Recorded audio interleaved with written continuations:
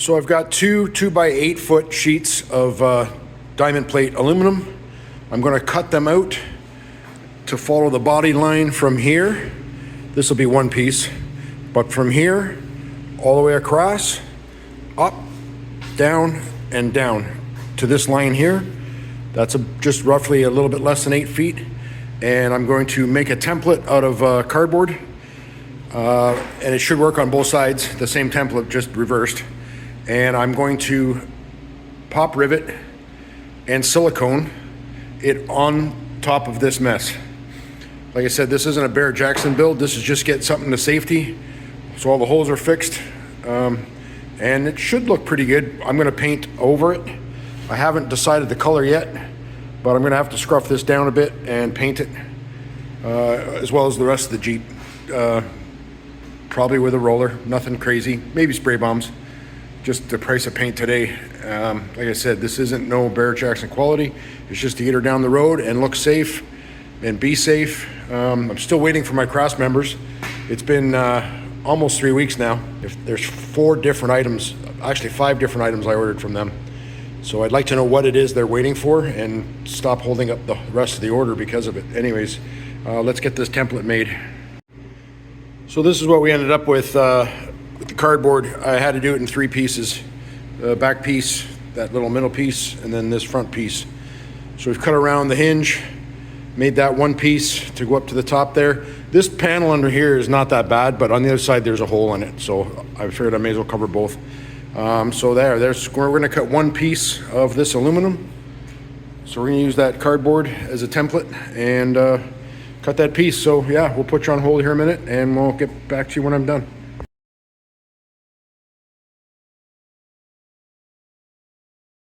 So I got the piece cut out and grind off all the edges for sharp edges from the template.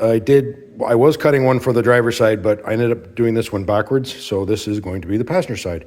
Luckily, they're both the same. So I'm just gonna, I need this to use as a template for the other side. So I'm just gonna clamp it up there with some clamps just to see what it looks like. So anyways, there you go. Fits pretty good. I gotta trim a little bit right there so the door closes easier and you don't catch it on the way out. But everything else looks good. Just pop rivet that in there, paint it when I paint the Jeep, and rust is gone. Pretty happy with that. I'm gonna use this one for the template on the other side because cardboard goes on fire when I try to plasma cut around it. Anyways, stay tuned.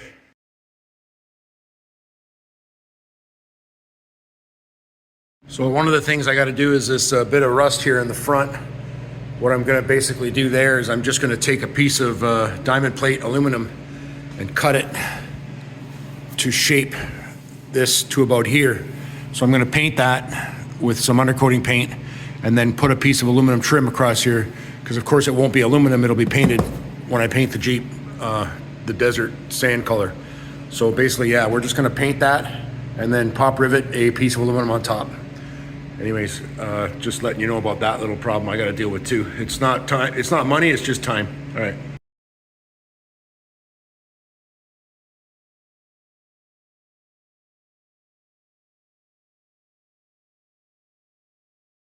All right, so just a quick update on today's work. I've decided to put that body panel on. Basically fits pretty good. Keep in mind, this is going to be painted the desert sand color over top of the aluminum, so it won't be, it'll be diamond plate, but not aluminum when I'm done. So yeah, got this side is done, and the other side, and I've already showed you that, it's done as well. So quite happy with that body repair. And then you go in the inside, and it covers up all the holes that are exposed on that side over there. So I'm just gonna spray that with some paint on the inside to get it so that it's less noticeable when you're in the Jeep. I don't know what I'm gonna do for floor mats or a carpet, or probably just rubber mats of some sort. And yeah, just leave it like that. It is a Jeep after all. Anyways. Okay, some other things that needed to be replaced is rear pads, rear shoes. I bought a new water pump, even though I don't know if this one's good or not, but if it sits for 9 years, you can bet the seals inside that water pump are dried out. Oil filter for a change, new front brake calipers, new front brake pads, rotors, front rotors, set of new spark plugs. There's 2 in each box.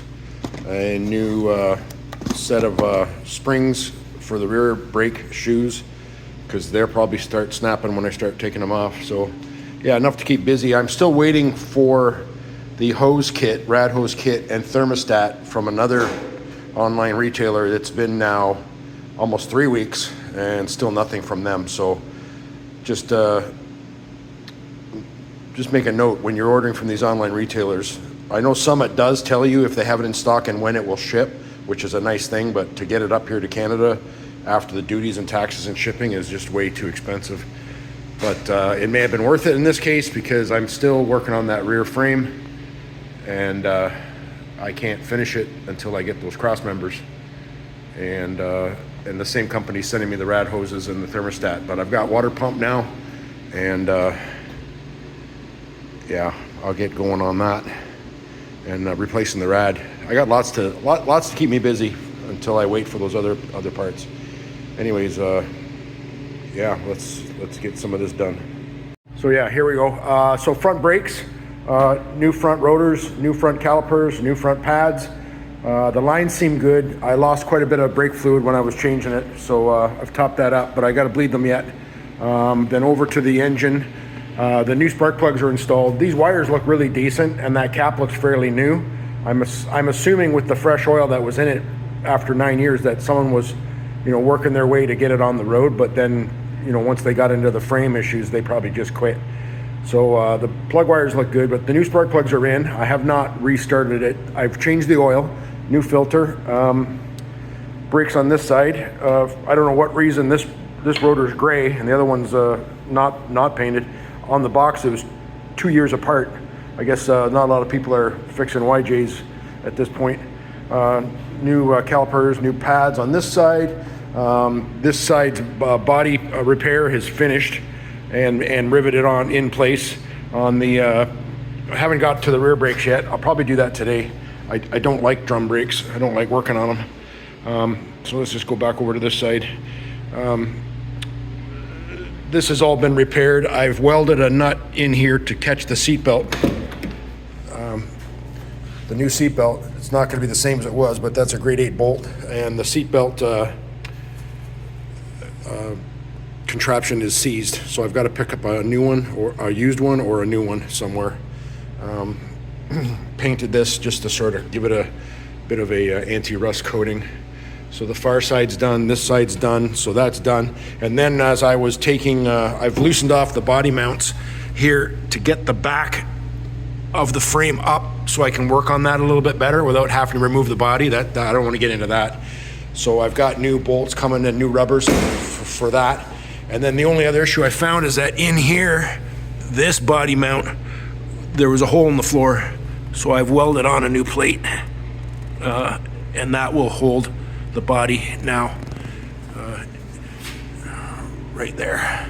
So I've got to drill that hole, and I've got that body mount coming with the bolt to replace that. The other side is fine. This side just was sank down into it because the floor was hollowed out. So I wanted to get that done, and I want to get that set up. I guess I could access it from in here, but I've got the body panel that's going to go over top of this side is done. I just got to pop rivet that on. I was waiting to figure out how I was going to fix this body mount before I put something over top here, and then that would block my vision, but we can put that on today as well, that side body panel. And I've just sprayed like a what do you call it, a frame guard, rock guard, mud guard on this to help keep it from future rotting even worse. But anyways, so we got still lots to do. I got the rad to put in. I haven't put that rad in yet. And there's the water pump. And then there's the rear brake brake shoes. Yeah, they don't call them pads, call them shoes. And then here's the hardware for the rear brakes. I'm keeping a tally on this build. Basically, the Jeep was $450. I got those tires and rims from a buddy who replaced his on his Jeep. The tires were like 80%. So I'll go over that. I'll go over that at the end. Or I don't know how I'm going to break this video. I don't want it to be an hour-long video because nobody watches that shit. Anyways, yeah, keeping it. Right now, we are up to date, December 30th. We are up to $3185.67 total cost. And as I'm looking, I'm probably going to have to spend another couple $100 on paint.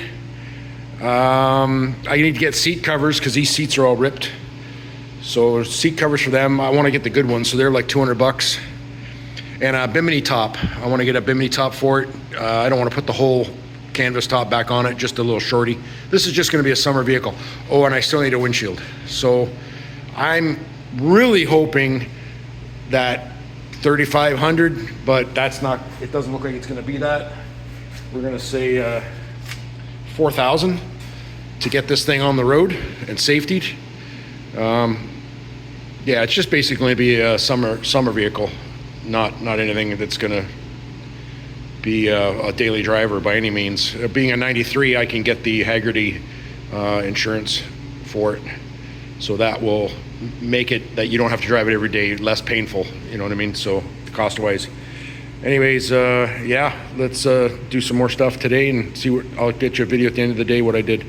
Okay. So it's been so long since I did drum brakes.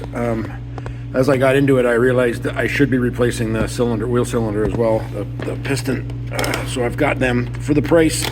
It's always good insurance because you never know, they'll start leaking eventually, especially if this one's been sitting for so long. So anyways, I gotta put that on there first. Disconnect the line, lose as little fluid as possible, and then start the reassembly process of this side. And then we'll do the next side today. Should be done today, and then we'll start working on the radiator, hoses, water pump, all that stuff. Still waiting for the frame parts. It's been I'm gonna say probably 18 days to be fair. No, it's way more than that. It's 27 days since I ordered those parts, and the retailer is still giving me excuses. But anyways, that's another story. Okay, we get these brakes done and then get going on the radiator. All right, I got the new brake cylinder in there and all the new hardware and the new pads, shoes. The adjuster is down here, which you can back off because this one was fully adjusted out because they were worn right off. So you get it kind of close, and I guess I'll fine tune it later if they're not stopping. But always a good idea if you don't do this on a regular basis, which I do not. I think the last brake job I did was 10 years ago. Just do one side at a time so you can go over to the other side and see where things go, or take lots of pictures. Anyways, that I'm glad that's over. Now I got to do the next side. All right. Actually, I just went over the other side and I realized I put this on backwards. It's got to be ratcheting onto this part here, so I got to flip that around. So yeah, make sure you do one side at a time so you can see those mistakes. So rear brakes are done, and still waiting for the frame parts. Anyways, today we're going to start doing the rad change. Rad hoses, radiator. This one looks pretty rotten. So I know these things don't last 30 years. So I'm assuming this one's original, but it's pretty dinked. Anyways, we got new rad. We got a new water pump to go on. We got new thermostat. Everything that can screw up because it's old and worn out, I'm replacing. Lower hose, upper hose. I got all the parts here. I got the radiator right there, and hoses over there, and water pump there. Thermostat somewhere kicking around, and a new rad cap because the rad don't come with a rad cap. But anyways, that's I just started taking the shroud off. It's pretty easy. I don't know, you Jeep guys would know this. This bolt that goes in there into there, wow, that was just a piece of engineering genius trying to get that bolt out. Just no reason for that. Anyways, yeah, I'll take this thing off, drain it. I haven't drained it yet. That looks really clear, which kind of is scary. I'm hoping it wasn't filled with water. Anyways, let's get this out and get the new one in. Stay tuned. All right, so got the radiator out. The side view. Most of that space up front, it's nice that there's a lot of space up front here, but I got the radiator out. Shroud took up most of the space. I've got the water pump out. I'm going to replace the water pump and the thermostat, so that's coming off next. But I got to put some rags in that hole to not get too much crap in there. Like I said, the water pump was not leaking, but being that it was sitting for 9 years, that would start leaking very shortly. And since I'm doing the rad, that was pooched anyways. But yeah, never been a real Jeep guy growing up, but now I can understand when people say they hate Jeeps. This power steering pump contraption, what a joke. Like, seriously, like I've always worked on Chevrolets, GMs in the past, 60s, 70s, 80s. So much simpler. Like, what are they doing with this engineering on this thing? Anyways, so yeah, that's where I'm at today. All right, so we got the new water pump on, the thermostat housing. I cleaned that up on the buffing wheel. You can buy a new one. It's not that bad. I guess they get corroded, but I just buffed it up on the wheel, trying to keep this low cost. Put the idler arm, or I don't know what they would call this, just an idler wheel. Check the bearings on that. That spins good. It's got the new water pump on. I had to change the studs over to this plate. I'm going to put the fan assembly on that next. This is the heater hose thing. I had this on and I forgot to put that on, and you have to put this on first. Anyways, I'm not a how-to video guy, but just figured I'd give you some points and what. And then I gotta fasten this back up and put the serpentine belt back on. And but there you go. There's water pump and thermostat changed, and just not that it needed it, but just something down the road that after sitting for 9 years could be dried out and start to leak. All right, so everything's buttoned back up. The radiator is in. I've got a new hose on the bottom. The one on the top, they sold me a flex hose, and because they didn't have the one in stock. It fits, but it's too short, and it bends right here. The angle is too sharp there at the top, at the back. So that hose looks decent for now. I will order the proper hose, and in the meantime, we can still run the truck. I won't fill the rad completely. I've got 1 gallon in there right now, just in case I forget and start it one day. But yeah, everything's back to where it was. I'm assuming this was not factory. This is the power steering reservoir. Looks like it's homemade, something here. I don't know how these things are normally. But water pump, thermostat, new lower hose, new radiator, and fans back on, shrouds back on. This hose looks a little bit close, but it's not touching. Anyways, so that part of this build is finished.